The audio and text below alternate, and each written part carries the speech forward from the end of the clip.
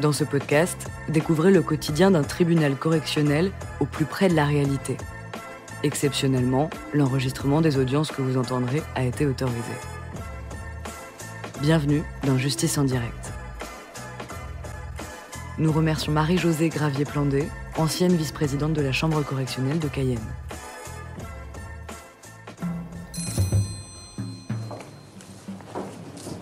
Bonjour, l'audience pénale est ouverte, vous pouvez vous asseoir. L'affaire Linda. Madame peut approcher.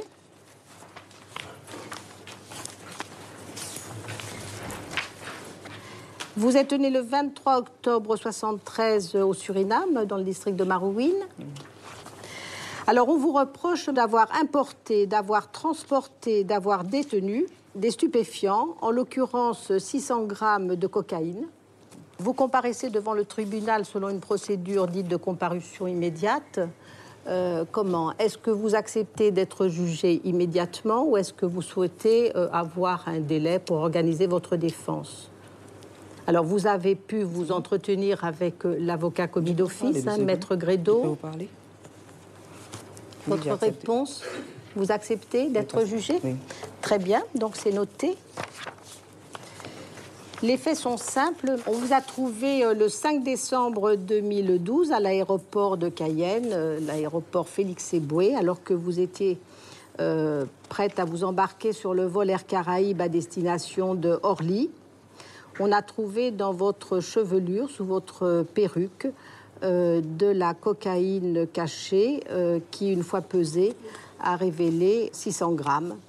On a au dossier d'ailleurs les photos qui ont été prises de votre coiffure, puisque c'est une perruque que vous portiez, hein, et la cocaïne était cachée de cette manière-là. Oui. Voilà, ce sont des photos que vous admettez, hein, c'est au dossier. Vous avez reconnu les faits. Voilà, donc le conditionnement est le suivant. Hein. Alors, vous avez expliqué que vous alliez, non pas de manière fréquente, mais de temps en temps, à Paramaribo, et que là, vous aviez rencontré un certain Rasta alias Blacka, sur lequel vous ne pouviez pas donner plus de renseignements.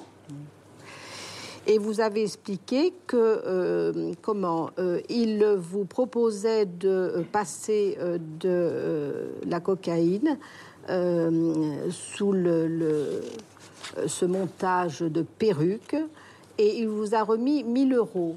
En fait, c'était pour acheter le billet Air Caraïbes, à peu près à hauteur de 650 €, et le reste, c'était pour payer les taxicos, pour aller jusqu'à l'aéroport. Alors, bien sûr, la question, c'est pourquoi vous avez fait ça. Et vous avez donné des explications qui tiennent à votre situation financière. Voilà. Donc, vous expliquez que vous avez à charge vos enfants, plus votre petit frère, qui a quel âge? 21. Oui, c'est un grand frère. Enfin, c'est votre petit frère, mais déjà... Voilà. Et quelles sont ces difficultés financières au point de... Vous deviez recevoir combien pour être la passeuse de ce trafic? 3 500 €. 3 500 €. Vous connaissiez les risques? Pas trop. Un peu, ça se dit, à Saint-Laurent, sur le fleuve, Oui, ça se par dit. Maribo. Ça... Oui. La rumeur est suffisamment présente pour que... Donc, ces difficultés étaient à ce point importantes que vous n'ayez que cette solution dans votre tête pour sortir de...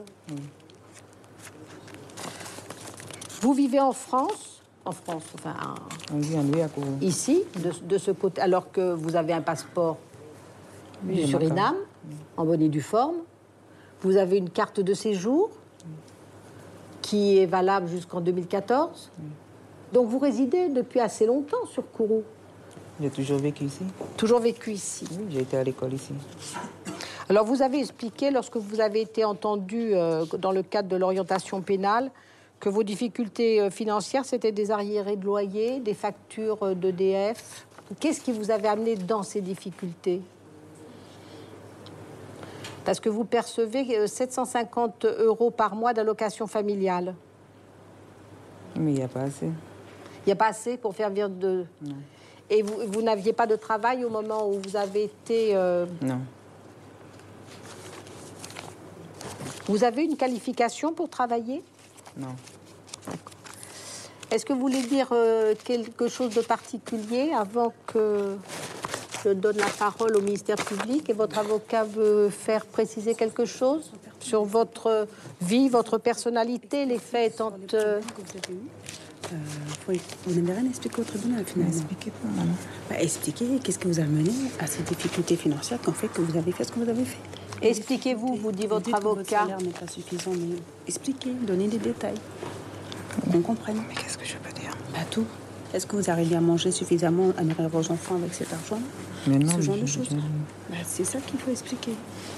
Alors, C'est vous qui aurez la parole peut-être tout à l'heure pour mieux expliquer, peut-être? Non, mais Non, d'accord. Si, elle va vous expliquer. Voilà, Maître Grédo vous a incité à tout expliquer devant le tribunal.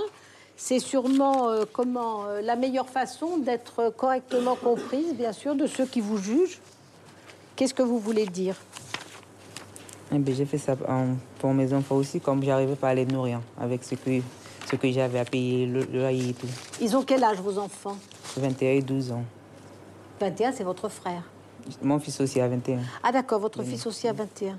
Et le papa ne contribue pas à l'entretien de vos enfants? Non.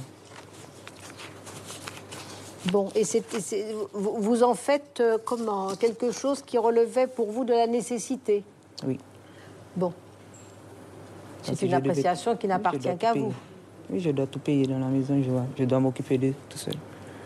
Vous êtes seule à faire face aux charges, c'est ça que vous voulez expliquer? Vous êtes Oui. toute seule? Vous avez l'aide de vos parents, quelquefois, de famille, de la famille? Non? Non, mais je suis grande. J'ai trop honte de demander aussi, je suis grande. Très bien. Des questions sur la personnalité? Non? Non? Très bien. Vous allez pouvoir vous asseoir. Je vais donner la parole au représentant des douanes puisqu'il y a le délit de contrebande. Merci Madame le Président. Madame le Président, Madame et Monsieur du tribunal, l'administration des douanes demande au tribunal de déclarer Madame coupable d'avoir le 5 décembre 2012 commis le délit de contrebande de marchandises prohibées. Donc il s'agit en l'espèce d'une quantité de 618 grammes de cocaïne. Donc la valeur marchande des marchandises saisies s'élève à 28 000 euros. Et comme nous avons l'habitude de le faire devant votre juridiction, nous proposons, comme le permet le Code pénal, de ramener le montant de l'amende fiscale au tiers de sa valeur, soit une valeur de 9 500 euros. Et nous demandons bien entendu la confiscation des marchandises de fraude. Très bien. Le tribunal vous remercie. La parole est au ministère public, Monsieur le procureur. Oui, Madame le Président, Madame, Monsieur, quelques mots d'explication dans ce dossier qui revient à chaque comparution immédiate. Nous avons exactement le même profil de passeur qui présente à peu près le même profil de pauvreté ou de détresse sociale. Alors, on peut avoir deux politiques, c'est plaider l'état de nécessité, ce qui va, j'ai l'impression, être plaidé tout à l'heure. Et puis, on peut avoir aussi une autre approche, une approche peut-être plus réaliste, c'est de savoir aussi qu'il y a de la cocaïne qui circule sur notre territoire, que cette cocaïne va irriguer l'Europe dans des quantités relativement importantes. Aujourd'hui, c'est 600 grammes, mais d'autres fois, c'était 15 kilos. Et à partir de là, si nous n'émettons pas un frein, même si nous comprenons la situation des personnes, bien sûr, la Guyane va devenir une passoire et un lieu de passage de ces stupéfiants. C'est pourquoi, au regard de la jurisprudence habituelle du tribunal et puis également des circonstances de fait de ce dossier, je requiers 1 an d'emprisonnement contre Madame. Le tribunal vous remercie. Maître Grédo. Merci Madame le Président, Madame, Monsieur du tribunal. J'assure effectivement la défense de Madame. Alors j'ai pu m'entretenir évidemment avec elle et je me suis dit, mais Madame, vous avez une chance extraordinaire. Ça fait plusieurs années que vous êtes en France, vous êtes parfaitement intégrée. Vous avez une carte de résident qui est valable jusqu'en 2014. Vous pouvez travailler. Pourquoi avoir fait cela? Elle m'a expliqué qu'elle avait effectivement dans le passé exercé plusieurs fonctions et que ça faisait quelque temps qu'elle cherchait du travail qu'elle ne trouvait pas. Eh bien voilà, elle était en situation de chômage et le peu qu'elle gagnait, les 750 euros, ne suffisait pas à subvenir aux besoins de ses enfants et d'elle-même. Voilà, donc elle a cédé à cette tentation, elle a pris ce risque. Je pense qu'à la question que vous lui avez posée tout à l'heure, à savoir si elle avait mesuré le risque, je pense que non, pas du tout.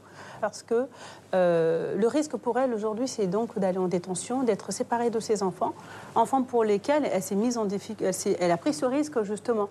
Et c'est pour ça que je vous demanderais simplement de prendre la situation personnelle de madame en compte. Elle n'a pas de casier judiciaire. C'est la première fois qu'elle est présentée devant un tribunal. Elle m'a expliqué tout à l'heure qu'auparavant, elle avait une carte de commerçant qu'elle n'a pas eu les moyens de renouveler pour continuer à exercer donc une activité commerciale, plus d'argent pour acheter de la marchandise. Voilà comment elle a sombré dans cette situation. Voilà comment elle a pu céder, on va dire, à la facilité. 1 an d'emprisonnement ferme, ça me paraît sévère et inadapté. Pourquoi ? Parce que la difficulté de madame, c'est bien le fait de trouver un travail. Donc, si on veut prendre une sanction qui soit efficace, moi, je pense que, comme le préconise le SPIP, ça serait de prononcer une peine mixte, une partie ferme et une partie avec une obligation de travail, de manière à ce qu'on s'assure que la difficulté soit définitivement réglée, puisque une fois qu'elle aura un travail, eh bien, les difficultés financières seront résolues et elle ne sera plus contrainte de faire du trafic. Je vous remercie. Et sur les douanes, les demandes, j'ai pas l'habitude, mais il me semble que dans la mesure où il y a une erreur effectivement de quantité, puisque c'est calculé sur la base de 618 grammes, or elle est poursuivie pour 600 grammes. Alors moi, je voudrais que le tribunal invite l'administration des douanes à réajuster ses calculs. Très bien. Merci de vos observations. Madame, vous devez avoir la parole en dernier. Est-ce que vous voulez ajouter quelque chose ? Non ? Vous estimez que j'ai tout dit. D'accord, très bien. Donc, délibéré en cours d'audience à la suspension. Vous pouvez aller place faire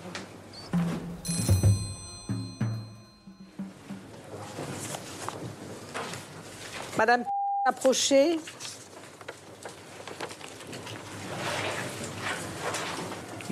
Donc, le tribunal vous reconnaît coupable des faits reprochés. Il vous condamne en répression à une peine d'1 an d'emprisonnement. Il vous maintient en détention. Il ordonne la confiscation des scellés. Il reçoit l'administration des douanes dans son intervention et vous condamne à une amende de 9 200 €. Vous avez 10 jours pour faire appel si vous n'êtes pas satisfaite de cette décision. Voilà, le maintien en détention fait que ce soir, vous retournez à Ducos. L'audience est levée. Le tribunal vous remercie.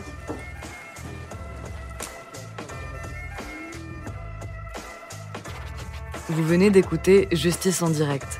Si vous avez aimé ce podcast, vous pouvez vous abonner sur votre plateforme de podcast préférée et suivre Initial Studio sur les réseaux sociaux. Justice en direct est une coproduction Initial Studio et Morgane Productions. Ce podcast est une adaptation de la série documentaire En direct du tribunal, produit par Morgane Productions, écrit par Samuel Luret et réalisé par Déborah Brown. Production exécutive du podcast, Initial Studio. Production éditoriale du podcast, Sarah Koskiewicz. Montage, Camille Legras. Musique, La Grande Table. Illustration, Paul Grelet. Avec la voix de Pauline Josse.